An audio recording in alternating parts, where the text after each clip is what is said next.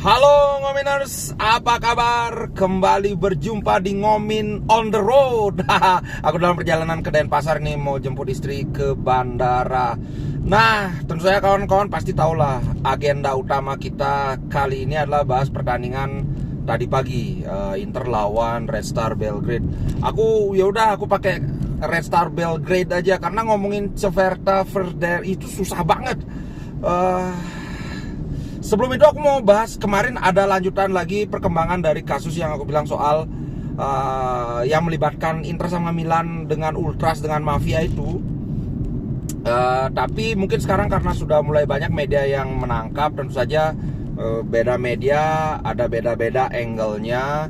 Ada yang bilang bahwa Inter dan Milan kalau ditemukan indikasi yang dirasa cukup, dalam tanda kutip cukup ini aku terus terang nggak tahu seberapa yang dimaksud cukup itu, maka sampai kasusnya selesai Inter dan Milan bisa dikendalikan oleh badan independence. Terus terang aku nggak tahu apakah ini lebay, dalam artian maksudnya emang bisa sebuah klub sepak bola dikendalikan badan independen? Itu kan ada investor, ada pemilik saham dan sebagainya. Kok enak banget badan independen, terus yang milih badan independen itu siapa? Kan aneh kan? Itu soal ini aku rasa sih ya, ini sudah mulai banyak gorengan media. Karena Bastoni juga sempat ngomong dia, saya nggak perhatiin tuh yang omongan di media karena memang sudah banyak yang ingin menggoyang kami kayak gitu. Jadi kami intinya dari pihak Inter cuek aja apa yang terjadi di luar. Yang penting intinya adalah Inter taunya bermain gitu. Sebentar, ini mobil di depan mau gimana sih? Oh, mau nyebrang dia.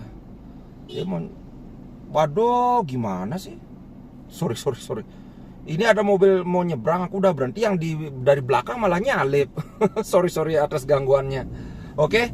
Nah, kemudian berikutnya adalah ada beberapa hal yang menurutku agak aneh. Nah, terus terang aku ini yang aneh ini aku nggak tahu apakah memang hukum di Itali berbeda atau lagi-lagi gorengan media. Yang pertama itu soal katanya Inter dan Milan harus bisa membuktikan bahwa mereka tidak tersangkut paut dengan mafia itu, apa namanya, Senggerna itu, pokoknya mafia baru saingannya mafia Sisilia itu. Nah, setauku dalam hukum itu kan siapa yang menuntut atau yang menuduh kan dia yang harus membuktikan kan. Dalam hal ini kan Inter dan Milan dituduh ada hubungan dengan mafia. Kan mereka yang harus membuktikan bahwa tuduhan ini benar, bukan Inter yang harus membuktikan bahwa enggak, kami enggak ada hubungan. Aneh, ini kayaknya gorengan aja sih media. Kemudian ada beberapa hal yang memberatkan. Ada beberapa pemain yang kedapatan menjalin hubungan. Nah, misalnya itu ada Materazzi.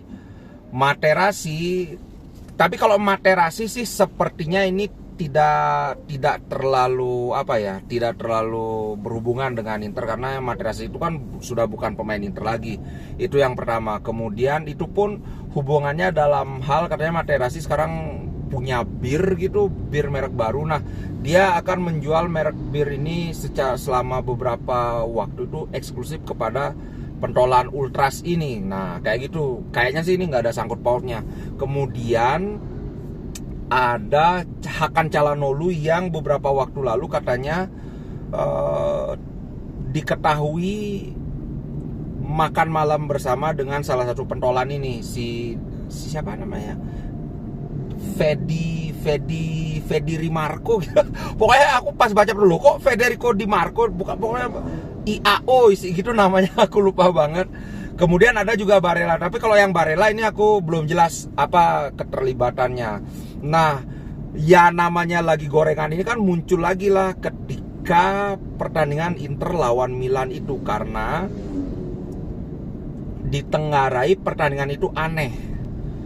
Ketika Inter walaupun skornya satu sama, di babak kedua pergantian pemain Inter itu kok agak aneh. Bahkan fans Inter pun banyak yang bertanya-tanya, termasuk aku loh ya. Bukannya aku nuduh dia pasti terlibat si Inzaghi atau gimana. Yang jelas memang ini salah satu hal yang menjadi sorotan dalam ini penyelidikannya. Aduh, kalau aku sih semoga nggak ada hubungan yang aneh-aneh gitu. Alright, kayaknya itu aja dulu tentang kalau yang Milan. Aku nggak terlalu merhatiin, ada David Calabria juga katanya terlibat, tapi ini masih diselidiki. Oke, itu aja tentang mafia-mafiaan. Sekarang kita bahas pertandingan tadi pagi. Terus terang aku sih sangat pede bahwa Inter pasti bisa menang. Itu dulu poin pertama, karena kita jelas secara kualitas apapun kita lebih bagus dibandingkan Red Star ini kan.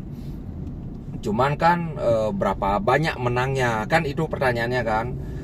Kalau dibandingkan dengan Milan ya kita jangan sombong, karena lawannya Milan itu Leverkusen, juara Bundesliga musim lalu. Beda dengan lawan kita yang walaupun juara satu tapi liganya Liga Serbia, itu nggak bisa dibandingkan. So teman-teman jangan nyombong ke ini melon. Nah, kalau secara umum permainan Inter kulihat walaupun menang besar, tapi ada satu hal yang mengkhawatirkan adalah hampir semua gol, bukan hampir, bahkan semua ya, gol Inter itu tidak berawal dari open play. Gol pertama itu siapa yang ngegolkan? Aku lupa siapa yang ngegol. Oh ya, itu kan tendangan bebas kan, bukan open play. Kemudian yang kedua itu Arnaud Taufik. Aduh, aku lupa gimana golnya Arnaud Taufik. Sebentar. Itu kan di gol. Gol kedua ini open play, berarti satu gol open play, yang tiga enggak. Arnaud Taufik dikasih umpan sama oh iya bener, bukan dari open play karena berasal dari blunder backnya Red Star. Makanya ini yang aku bilang bahwa ini tidak berawal dari build up serangan kita seperti di musim-musim lalu gitu kan. Kemudian golnya Lautaro itu juga si Taremi juga yang ngerebut ini kan, ngerebut bola dari backnya Red Star. Lagi-lagi ini namanya blunder mereka juga kan. Terus kemudian gol yang keempat penalti. Jadi ya nggak ada gol yang berawal dari benar-benar build up serangan kita seperti biasanya. Tentunya ini jadi catatan, walaupun di sisi lain kalau aku kan harus objektif ya, yang A aku bilang A, B aku bilang B gitu. Peluang kita kan banyak. Nah, walaupun semua yang golnya itu kebetulan tidak ada yang dari build up, tapi selain itu build up kita berjalan juga. Cuman belum sebagus musim-musim sebelumnya. Inzaghi bilang bahwa ada dua hal yang dia soroti. Yang pertama adalah celah antar lini. Nah, celah antar lini ini banyak sangkut pautnya. Di dalam kita menyerang juga itu jelek. Kemudian kalau kita bertahan juga, kalau ada celah antar lini juga ini jelek, karena bisa dieksploitasi dengan mudah oleh musuh. Nah, terus terang menurutku salah satu biang kerok dari rapuhnya pertahanan Inter di musim ini adalah karena sering ada celah antar lini ini yang tidak segera ditutup. Bahkan aku pernah sampai ngitung loh, pertandingan kemarin lawan Udinese juga, celah antar lini ini dibiarkan kosong sampai 3-4 detik gitu. Itu kelamaan, karena ya kalau celah ini terlalu lama kosong itu bisa diserbu oleh pemain. Akhirnya ketika ada pemain lawan yang terlebih dahulu menguasai ini, ya antara kita kepancing untuk segera buru-buru menutup itu, sehingga meninggalkan area yang sebelumnya. Nah, ini yang menurutku perlu diberikan treatment ini, karena kalau gini terus, kemarin itu ada beberapa kali pertahanan kita keteteran, tapi aku bersyukur musuh kita itu bukan tim kuat. Kalau itu musuhnya kayak Manchester City atau kayak Bayern Munchen, waduh bahaya itu. Kemarin Dortmund menang berapa? 7-1 loh. Ih, gila, ngeri klub-klub Jerman ini. Sebelumnya Munchen menang 9-2. Waduh. Jadi ya itu menurutku sangat perlu diperbaiki. Kemudian yang menarik adalah, kan ada yang bilang, wah gimana nih Bli, Taremi kok belum ngegol? Baru kemarin aku bilang tenang aja, Taremi itu tinggal tunggu waktu aja sampai dia ngegol. Karena apa? Karena mainnya bagus. Langsung terbukti dong. Kemarin Taremi 2 assist 1 gol, walaupun golnya penalti. Tapi selain 2 assist 1 gol, yang bikin dia jadi man of the match, pertama kali man of the match di Inter, di Liga Champion pula. Sepanjang permainan dia sangat-sangat bagus, kecuali di awal-awal kayak belum padu dia dengan Arnautovic.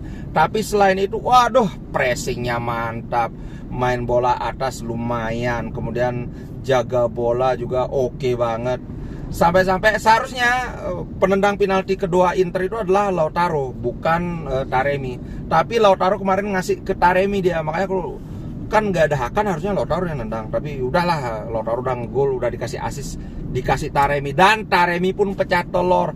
Kebetulan kemarin itu 2 pemain kita pecah telur, Taremi sama Arnautovic.